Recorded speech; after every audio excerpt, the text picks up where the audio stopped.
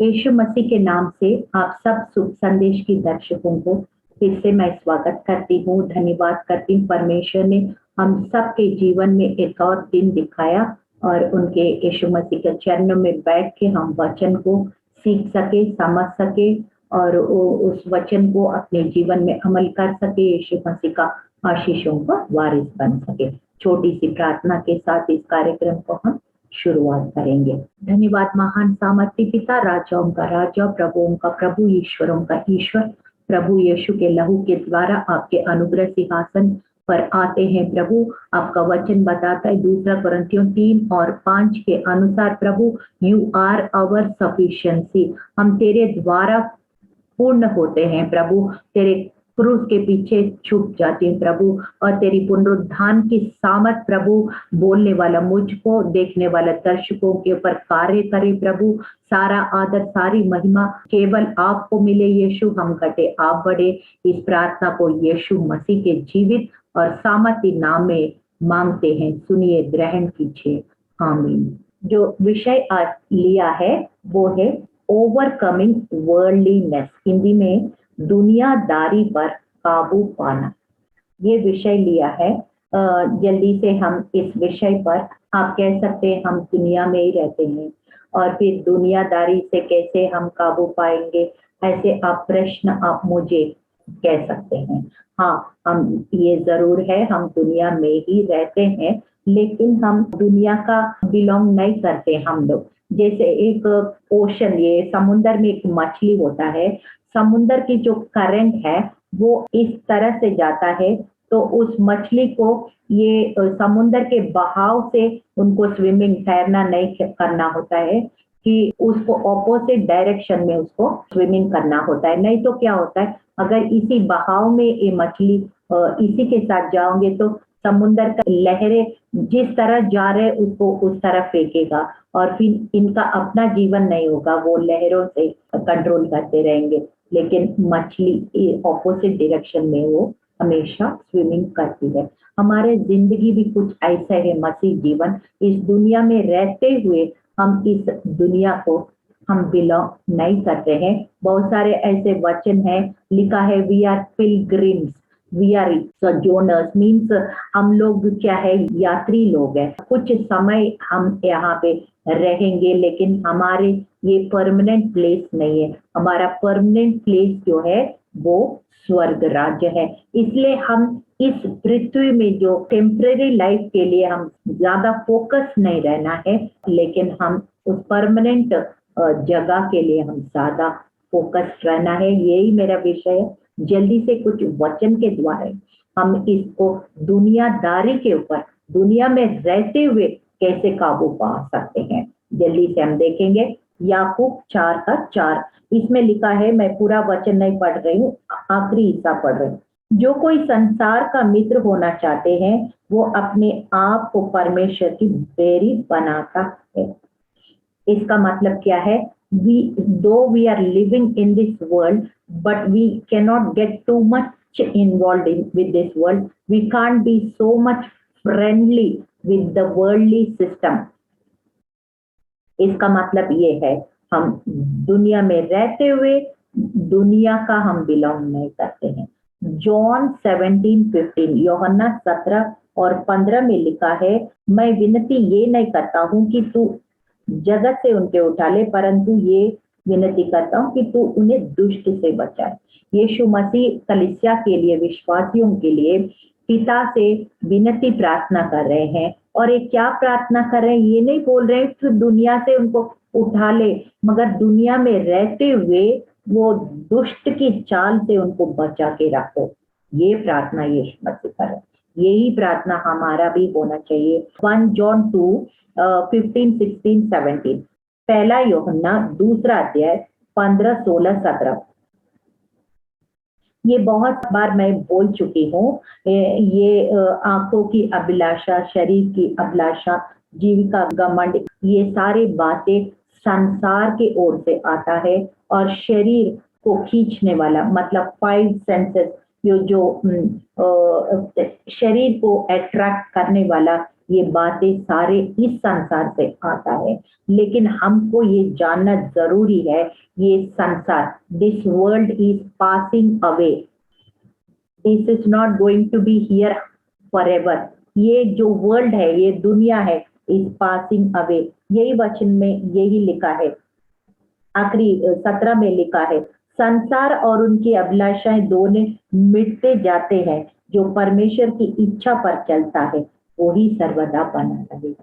तो ये दुनियादारी से ऊपर काबू करने का मतलब क्या है कि always your primary motive should be to please your master and do what he wants.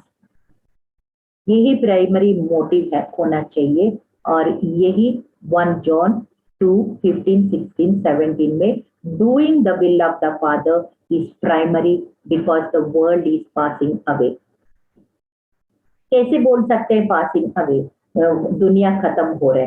दूसरा कोरिन्थियों 4:4 में लिखा है, और उन अविश्वासियों के लिए जिनकी बुद्धि इस संसार के ईश्वर ने अंधी कर दी है, ताकि मसीह जो परमेश्वर का प्रतिरूप है उसके तेजोमय सुसमाचार का प्रकाश उन पर ना चमके।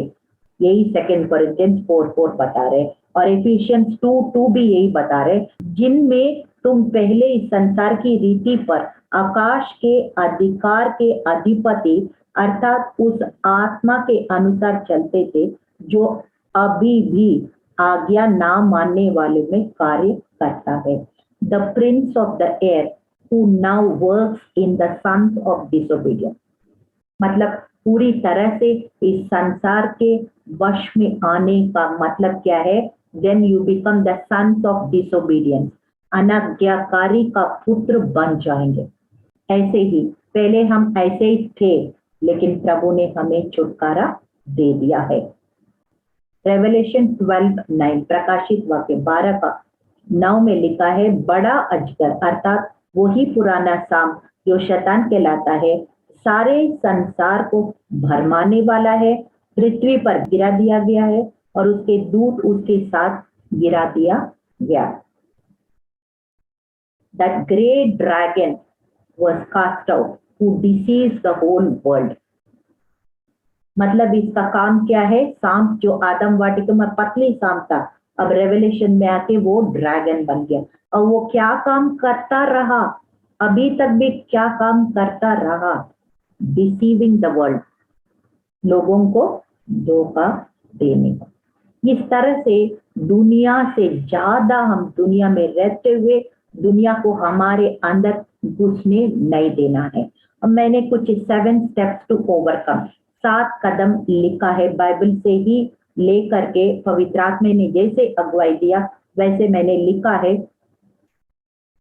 कि सबसे पहला कदम क्या है। रोमियो 12:1 और 2 आप सबको पता है, रोज एक वचन भी सीखेंगे ना, एक वचन, 3 बार हम खाना खाते, एक वचन अगर रट लिया, बिना देख के लिख लिया विद रेफरेंस, हमारे मन में जो वचन बैठ जाता है, और फिर ये संसार के सदृश ना बनेंगे, और फिर वचन के अनुसार हमारा मन को हम नया करते जाएंगे। We will not be conform to this world but we will be transformed and renewing our mind by the word of God. तो ये एक वचन कम से कम एक दिन में सीखना है और उसको रटना है, अपने दिल में मन में बिठाना है।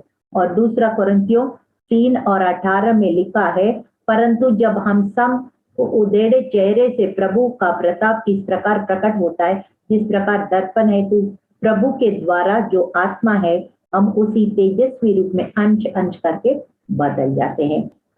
when we are doing renewing our mind through the word of God, जब हम वचन के द्वारा अपने मन को संसार के सादृश नहीं वरन वचन के अनुसार नया करते जाते हैं, हम क्या होता है, glory to glory, faith to faith, victory to victory, महिमा से महिमा, विश्वास से विश्वास, और परमेश्वर के स्वरूप और समानता में प्रतिदिन हम बदलते जाते हैं। और एक दिन पूरा बदलने के बाद परमेश्वर अपने साथ उठा लेंगे हमको, उनके बादशाहों में हमें दाखिल करेंगे। Second point, be faithful and cheerful till the end. क्योंकि यूहन्ना 16:33, जॉन 16:33, मैंने ये बात तुम्हें इसलिए कही, तुम्हें मुझ में शांति मिले।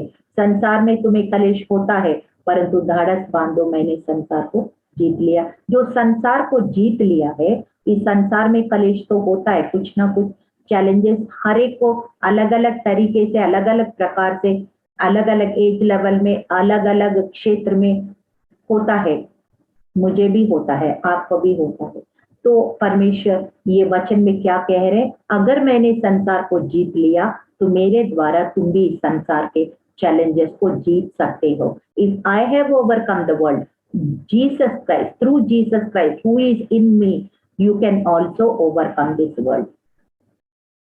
ये है। और फिर be a light in, third point, be a light in this dark world.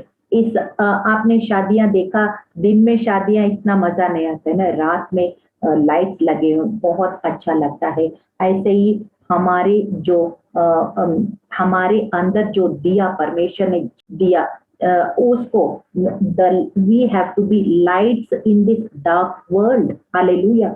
मत्ती 5:16, ये मुझे बहुत अच्छा स्क्रिप्चर, बहुत फेवरेट स्क्रिप्चर है। उसी प्रकार तुम्हारा उजाला मनुष्यों के सामने चमके कि वे तुम्हारे भले कामों को देखकर तुम्हारा पिता की जो स्वर्ग में है बढ़ाई करे। When the people see the light through us and they will glorify God। हाँ, इनके अंदर कुछ डिफरेंस है, इनके अंदर कुछ खासियत है, वो बहुत अच्छे लोग दिखाई देता है, इनका स्वभाव अच्छा दिखाई देता है, उनका कार्य प्रभावशाली, उनका बोल प्रभाव, मतलब जब लाइट रिफ्लेक्ट करता है आपके जीवन के द्वारा, लोग पहचानेंगे।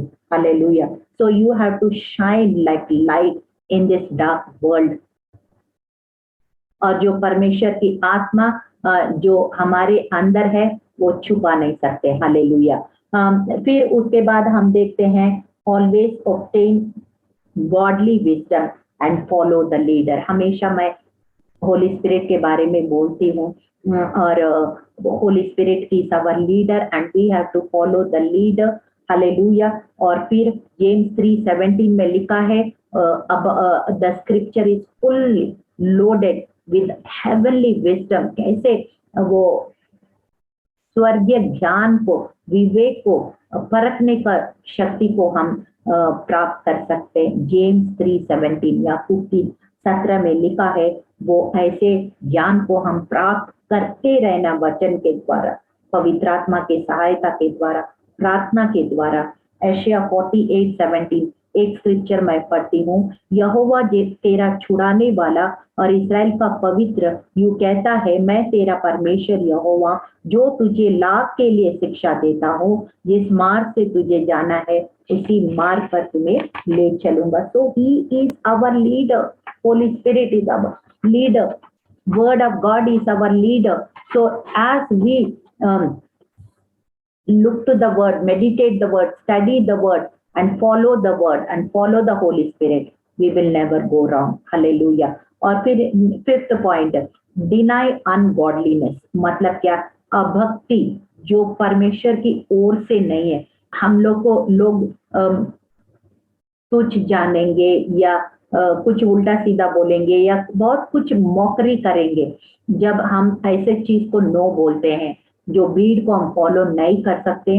हम वी हैव टू डिनाई अनगॉडलीनेस। हमने दानियल का किताब में भी देखा है किस तरह से वो राजा का भोजन को भी, उनका वाइन को भी उसने इनकार किया है। So like that there are so many examples.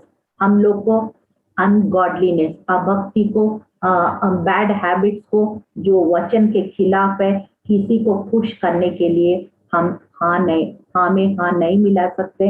इंसान को खुश करने के लिए हम समझौता नहीं कर सकते हैं।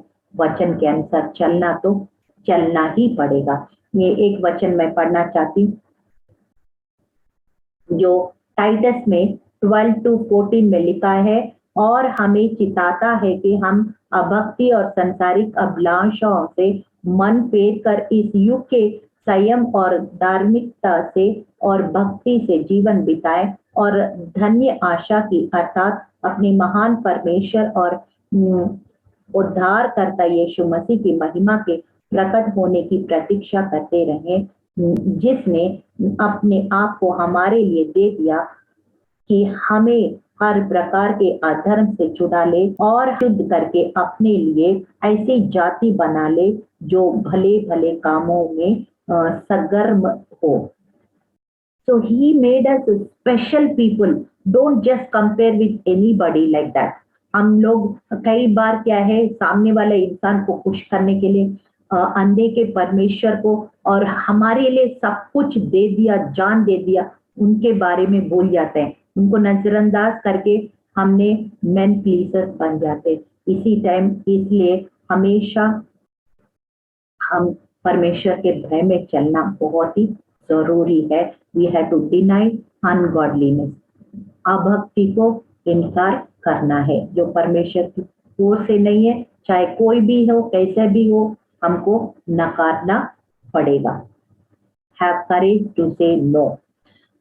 फिर 6th पॉइंट, उसके बाद don't look back and regret like lord's wife, कि लूत की पत्नी आप जानते हैं ना, सोदोम और गोमोरा को परमेश्वर नाश करने थे और लूत का परिवार को बाहर लाए थे उनको बचाने के लिए। और लूत की सबको बताया गया है बार बार पीछे मुड़ के कोई नहीं देखना है, लेकिन लूत की पत्नी जो है बार बार मुड़ के पीछे देख रहे। इसका मतलब क्या है, वो बाहर तो फिजिकली तो आई है लेकिन मन उनको वही भी लगा हुआ है। कई बार इजरायलियों का भी हम यही पढ़ते हैं, वो मिस्र से तो बाहर आ गया है लेकिन मिस्र उनके अंदर से बाहर गया नहीं है। They always remembering the things they ate, जो खाते हैं, जो वो सब याद करके उनको बार बार वो मिस्र का बातें याद आ रहे और मूसा को फिर तंग करना हो रहा है। इस प्रकार से वो कर रहे थे और फिर परमेश्वर को ये बात पसंद नहीं आया, क्योंकि अगर मिस्र इतना अच्छा हो तो इतना चिल्लाना रोना धोना करके आहाहाकार मचा के फिर परमेश्वर ने मूसा को चुन के वो मिस्र से बाहर लाने की जरूरत ही क्या था।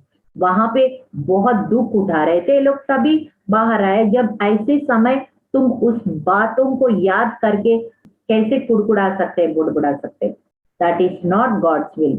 इसलिए लूक और 9:62 में कहता है, यीशु ने कहा जो कोई अपना हाथ हल पर रखे पीछे मुड़ के देखता है वो परमेश्वर के राज्य का योग्य नहीं है। कई बार हम यीशु मसीह को ग्रहण तो करते हैं लेकिन वो समाज, रिश्तेदार, रीति रिवाजें या स्टेटस या पोजीशन या बच्चों को मैरिज या जॉब, ये कुछ भी ऐसे चीज देख देख के बार बार हम पीछे मुड़ के देखते हैं।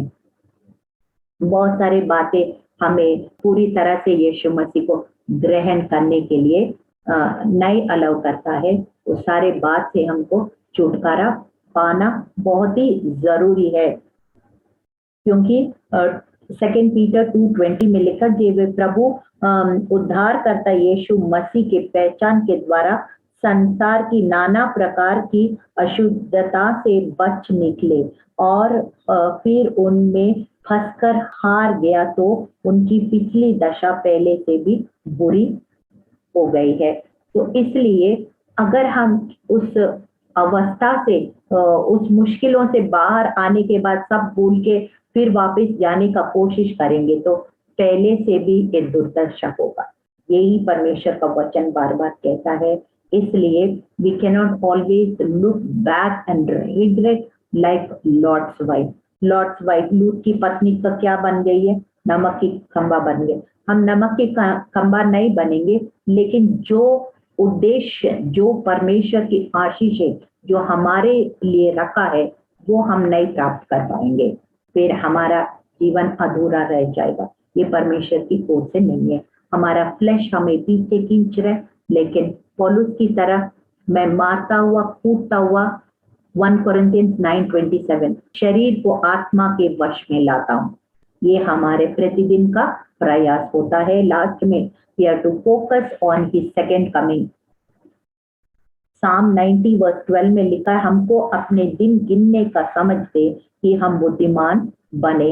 अगर हमें दिन नए गिन के जिएंगे तो हम केयरलेसली जिएंगे, जैसे मर्जी मनमानी करेंगे, लेकिन हमें परमेश्वर के भय में दिन गिन के, यानी कि परमेश्वर कभी भी छोड़ के ना आए, किसी वक्त भी suddenly he will turn up, फिर हम रह जाएंगे तो कितना दौर्भाग्य लोग हम हो सकते हैं। इसलिए हमको केयरफुली जीना है, एक एक दिन के जीना है। और परमेश्वर की दूसरा आगमन, अगर पहला आगमन सच था और परमेश्वर आ गया यीशु मसीह के रूप में हमारे लिए बलिदान करके स्वर्गारोहण करके विनती कर रहे हैं बाप के दाहिने हाथ बैठ के, और ये भी सत्य ही है कि वो दोबारा हमें कलीसिया को उठाने के लिए दोबारा मध्य आकाश में आएंगे। ये पहला थिस्सलुनीका 4:16 और 17 में ये बात लिखी है। ये बार बार पढ़ना है, रटना है और अपने मन में बिठाना है, हृदय में बिठाना है कि God is coming, Jesus is coming,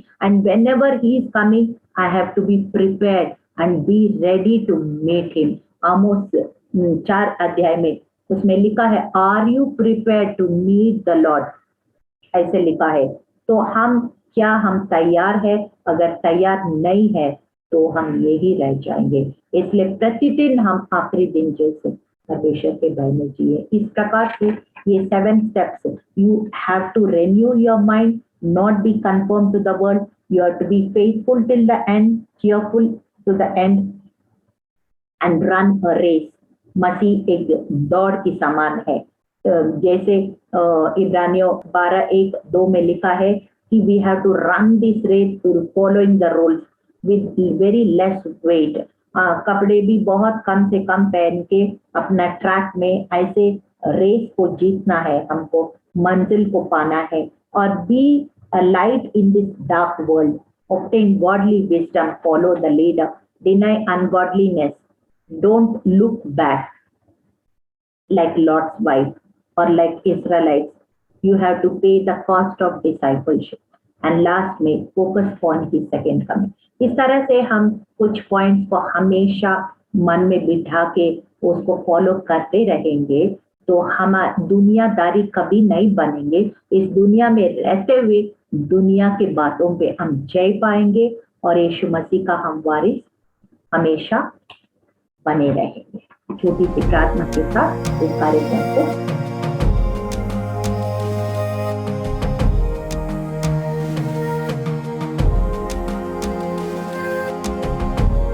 धन्यवाद महान सामर्थ्य पिता, राजाओं का राजा, प्रभुओं का प्रभु, ईश्वरों का ईश्वर प्रभु यीशु।